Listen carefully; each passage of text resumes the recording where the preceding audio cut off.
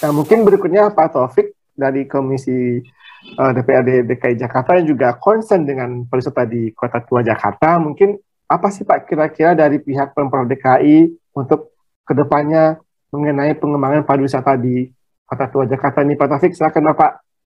Yang saya hormati Pak Firman Arif, kemudian Pak Ibu Kresi, ya, Mbak Kresi, kemudian Mbak Eti, Pak Dodi, dan semua. Jadi, memang ini Kota Tua itu sesuatu banget lah untuk Jakarta sebenarnya. Bagi saya itu sesuatu banget yang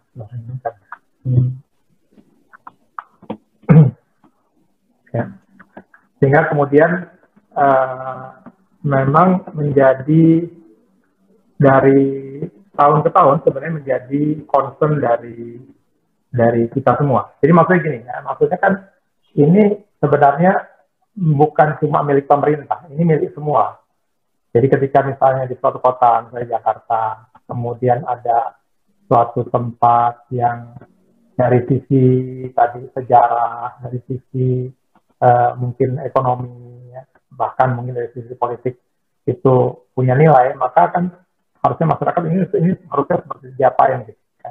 Nah, cuma nanti yang bisa mengapain itu adalah tentu saja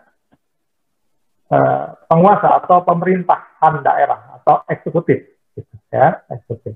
Jadi misalnya Pak Firman memberikan alternatif sebenarnya yang luar biasa cerdas dan bagus, ya, yaitu bagaimana kalau ada wisata perbankan di Kota Tua. Ya. Nah, tapi kan itu nanti harus perizinannya itu kan harus dilakukan oleh pihak yang berwenang. Mungkin Dinas Pariwisata dan Ekonomi Kreatif, atau kemudian Dinas Kebudayaan, atau kemudian Pemda DKI Jakarta. Nah, dari waktu ke waktu sebenarnya masalah Kota Tua, mungkin saya gambarkan dulu di sini, ya, yang saya sebagai anggota DPRD Komisi B yang bermitra, kita namakan bermitra dengan pariwisata dan ekonomi kreatif, sehingga kita biasanya berhak untuk bertanya kepada Pemda apa yang sudah dilakukan untuk kawasan Kota Tua. Ya, kemudian ini ada dari masyarakat, jadi ada 3 kan, ya, ada eksekutif, Pemda, kemudian ada kami sebagai pengawas eksekutif, legislatif, kemudian masyarakat. Nah, masyarakat itu bagusnya memang menyalurkan aspirasinya kepada legislatif, kepada kami. Ya. Karena kami melakukan pengawasan. Nah, kalau kita lihat sejarah dari Kota Tua itu diapakan saja selama ini, ya, kita bisa lihat para penguasa Kota Tua itu seperti apa. Kita bisa lihat dari awal, ya. Ini sudah dibuat sama Dinas Pariwisata dan Ekonomi Kreatif atau unit Kota Tuanya. Unit ini kan ada ini, ya. Ini sebenarnya yang buat tahun 2020 baru nih, unit pengelola kawasan Kota Tua. Unit pengelola kawasan Kota Tua. Jadi kita lihat di awal itu tahun 1905, ini masih pemerintahan Hindia Belanda, mereka juga sudah concern, ya, sudah care bahwa ternyata ini Kota Tua ini harta karun, gitu, ya. Kemudian mereka punya inisiatif dari pemerintah Hindia Belanda membentuk Dewan Kota Praja Batavia untuk merencanakan revitalisasi pertama Kota Batavia. 1970, Gubernur DKI yaitu Ali Sadikin menyatakan kawasan-kawasan bersejarah di Provinsi DKI Jakarta dinyatakan sebagai kawasan pemugaran. Jadi harus dipugar. Dipugar artinya dikembalikan, direvitalisasi ke bentuk semula. Yaitu termasuk Kota Tua.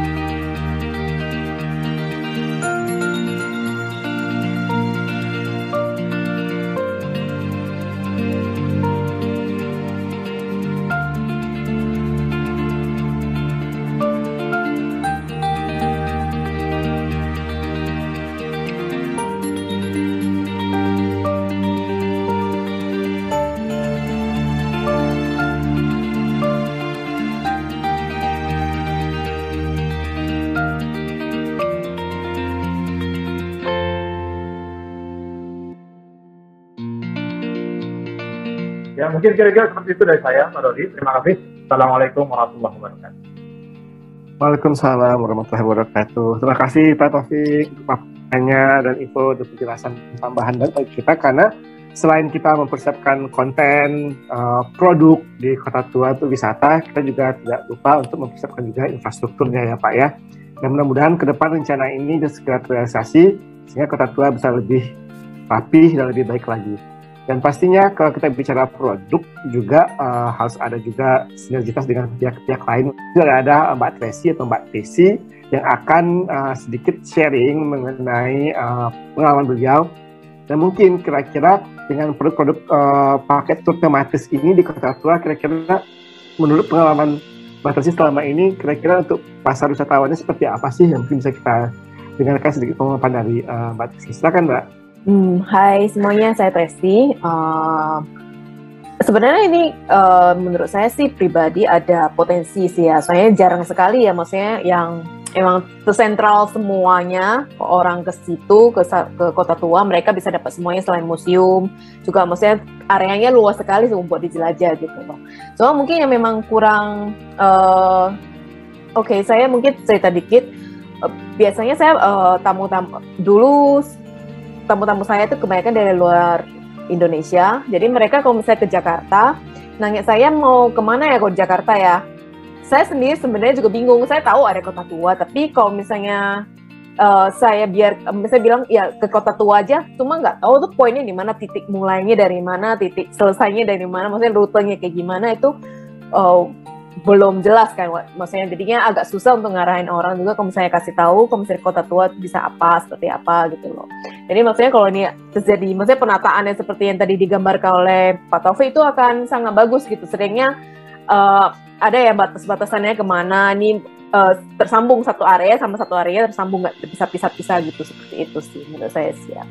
Jadi ya semua mungkin ya setelah dirapikan tuh kalau dijual pasti ada potensi sih. Jadi akan lebih mudah untuk seperti itu. Nama saya Tracy. Saya berawal dari mungkin cerita latar belakang saya. Saya sempat tinggal lumayan lama di Singapura dan pertama kali benar-benar menjelajah Indonesia dan membawa orang untuk jalan-jalan itu tahun 2000. Saya sudah hampir membawa 150 orang masuk ke Indonesia di tahun pertama. Dan itu bisa terlihat dari situ bahwa potensi orang luar negeri sebenarnya mereka ketertarikannya ada, cuma mungkin mereka juga bingung kalau ke Indonesia mau kemana. Soalnya nggak semudah kalau misalnya kita ke luar negeri, kita mau cari informasi itu agak lebih gampang di internet, browsing sana browsing sini lebih mudah. Sedangkan di Indonesia itu masih agak sedikit satu potong di sini, satu potong di situ. Jadi orang kalau misalnya para wisatawan yang mau ke Indonesia juga mereka bingung. Jadi akan lebih terbantu kalau misalnya semua guide atau informasinya lebih tersentral, jadi orang bisa ke Jakarta. Oh, ke Jakarta saya mau ke misalnya Jakarta, saya ke website ini. Atau misalnya ke Tourist Information Center, di mana seperti yang TIC mungkin sudah melakukan juga. Jadi mungkin orang lebih gampang. Itu sih. Jadi tugas saya selama ini sih, selain blogging, menceritakan tentang destinasi di Indonesia dan luar negeri, saya juga jadi teman-teman yang pengen jalan ke Indonesia biasanya menghubungi saya dan saya bantuin planning misalnya 6 hari, 5 hari mereka kemana, mau kemana, biaya berapa, saya bantu arrange segala macam sih, mengatur seperti itu. Singkatnya seperti itu apa yang saya lakukan seperti ini. Dan walaupun tahun 2020 agak susah buat semua, tapi saya bersyukur karena tahun 2020 saya ditunjuk sebagai salah satu duta Anugerah Pesona Indonesia tahun 2020, di mana saya ada kesempatan juga untuk mengenal wisata-wisata yang baru di daerah Indonesia, yang saya percaya itu akan sangat membantu buat saya juga ke depannya ketika setelah pandemi ini selesai dan kondisi sudah lebih baik, itu akan membantu saya untuk membuka peluang buat wisatawan untuk masuk lagi tuh. Seperti itu. Lumayan banyak yang dari Dubai. Tapi mayoritas masih dari Singapura, Malaysia, dan orang-orang yang bekerja di Singapura. Jadi bisa aja orang yang sebenarnya asalnya dari New Zealand, Australia, Amerika, tapi mereka semua biasanya di Singapura. Sekian. Oke. Terima kasih Mbak Tracy untuk informasinya. Dan Bapak Ibu dan teman-teman sekalian, sedikit saya tambahkan.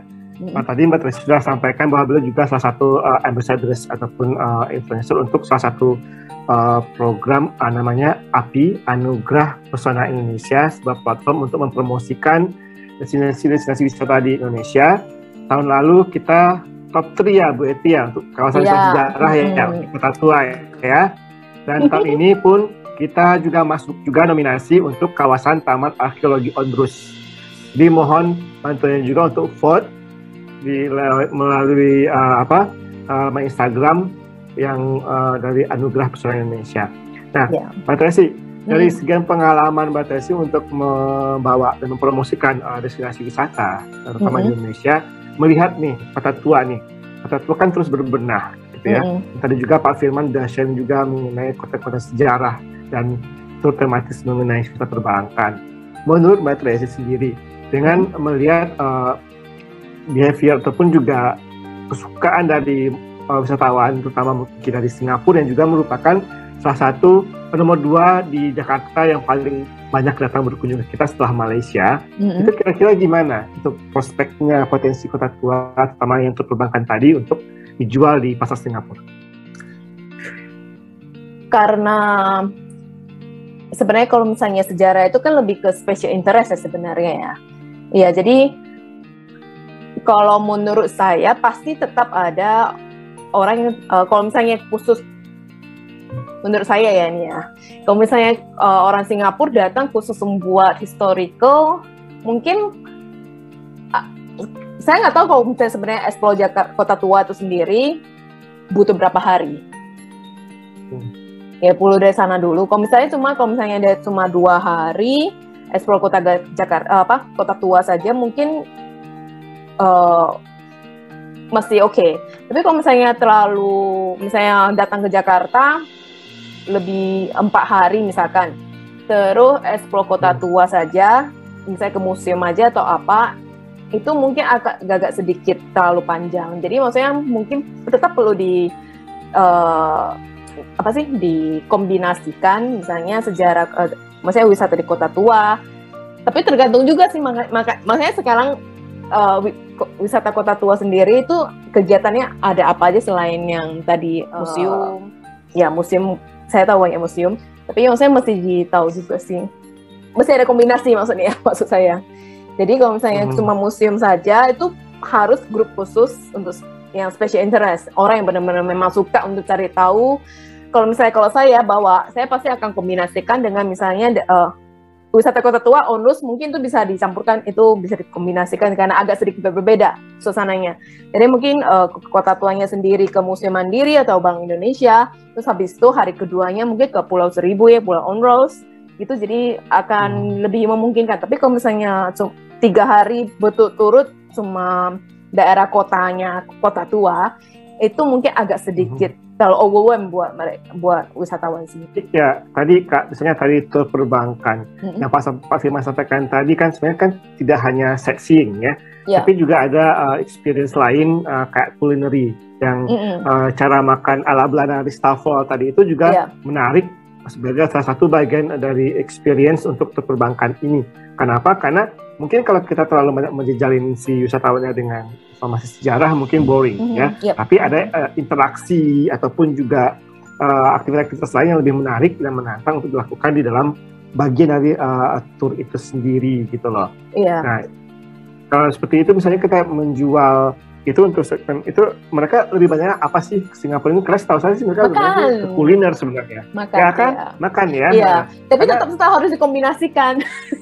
Ya, kombinasi dengan tadi sejarah tadi itu menarik. Ya, sejarah itu bagus. Itu harus sih, soalnya itu kan maksudnya bagian dari kita berkunjung ke satu tempat, kita harus itu maksudnya mengetahui sejarah satu tempat itu penting sekali, karena kalau enggak mereka kan pulang dengan ya sudah, sebenarnya pasti spesialnya kita berkunjung ke Jakarta kan enggak mau juga kalau misalnya mereka pulang cuma ingatnya makan doang, ya itu bisa jadi salah satu khasnya Jakarta juga, cuma itu harus lebih dari itu sih, sejarah harus input. Iya benar, karena misalnya saya ajak tamu-tamu saya ke tempat lain pun, daerah lain pun di Jakarta, saya selalu berusaha untuk including misalnya budaya.